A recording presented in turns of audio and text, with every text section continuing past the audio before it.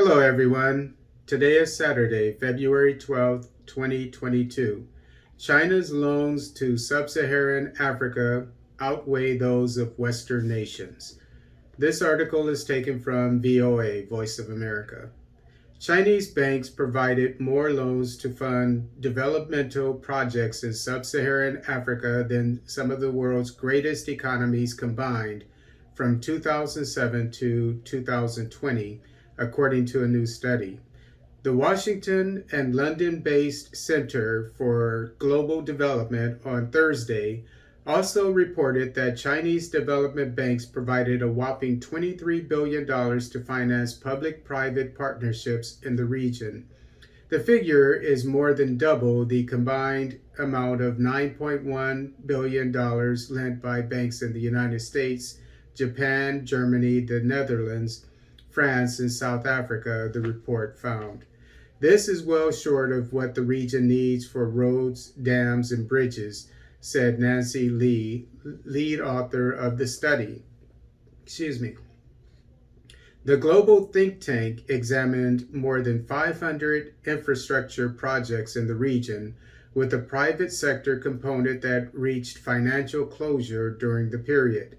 There's a lot of criticism of China, but if Western governments want to boost productive and sustainable investments in meaningful levels, they need to deploy their own development banks and press the multilateral development banks to make these investments a priority, Lee said.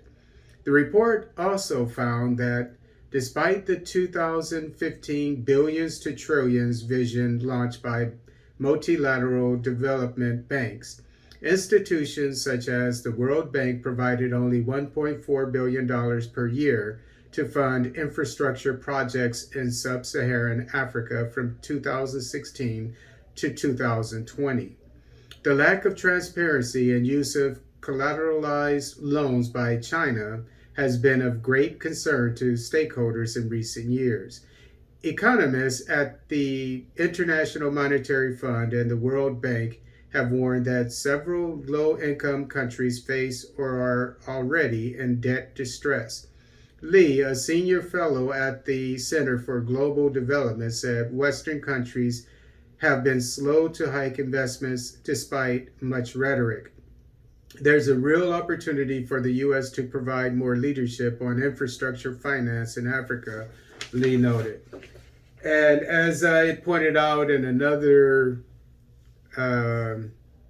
video today about the Belt and Road Initiative of China, and how the West, in particular the EU, is now starting to wants to compete with China because of what I just pointed out, that China in the last 15 years has invested a lot more and lent more money to Sub-Saharan Africa for its infrastructure investments, ventures.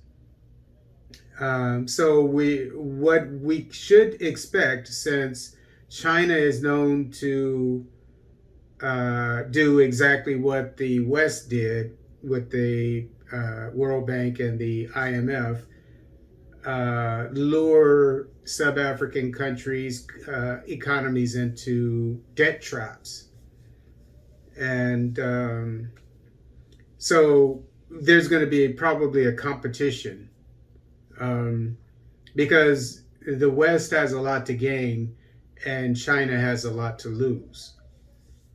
So I would imagine that they're going to be competing when it comes to interest rates and transparency in their lending practices, such as no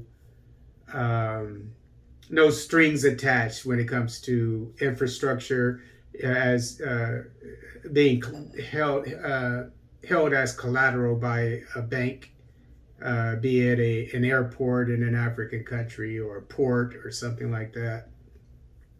So I think, whenever you have competition, it's always good for the buyer. So this is good news overall for Africa, but Africa still can get into debt traps.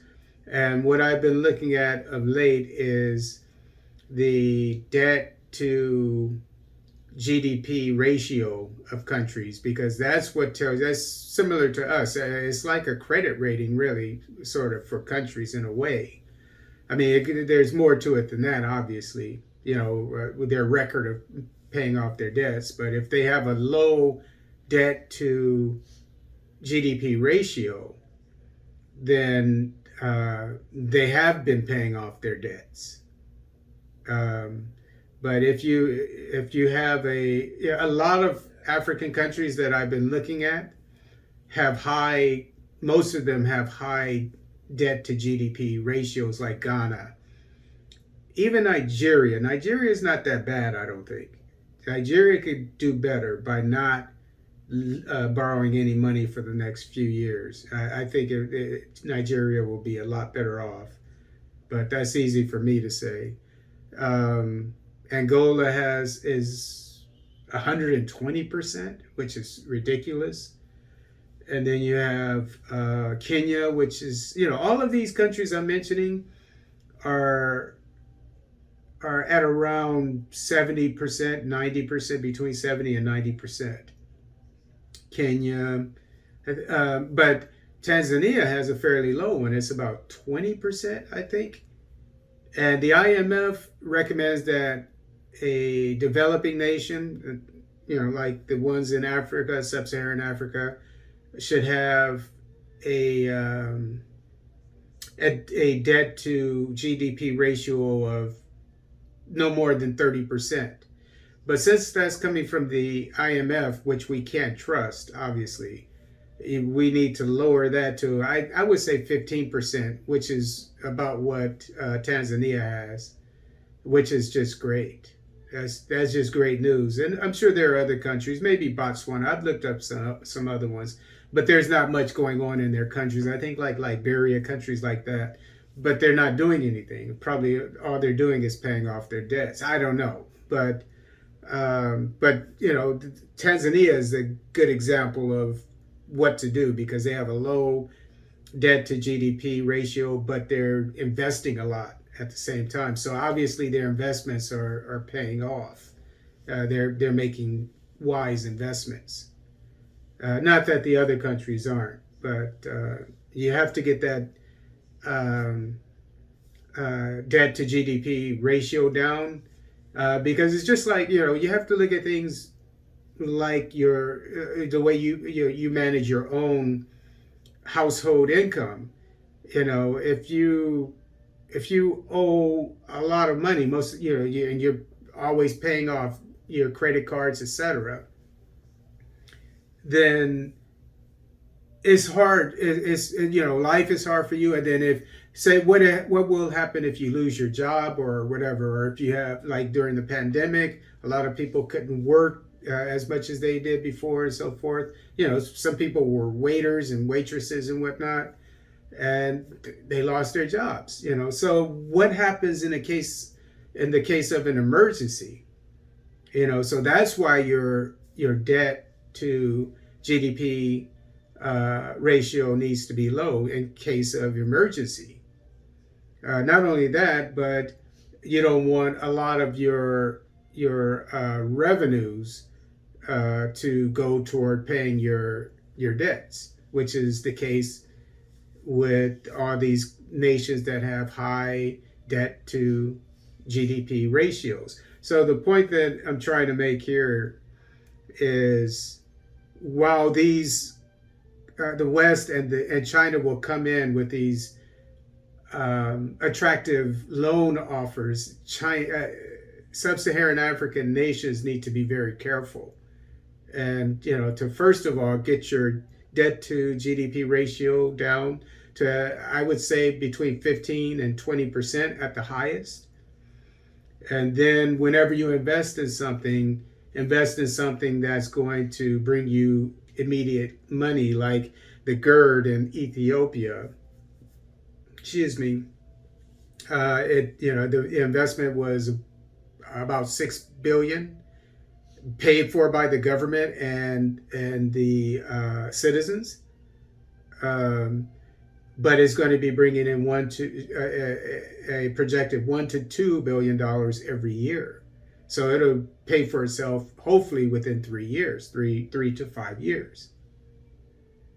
So, and then, after that, my goodness. So, and then, but the main thing that, and it's exactly what these entities are on board for, the West and China, with the Belt Road Initiative and this new one by the EU to help Africa build its infrastructure. So it's a win-win situation as long as they watch their debt to GDP ratio.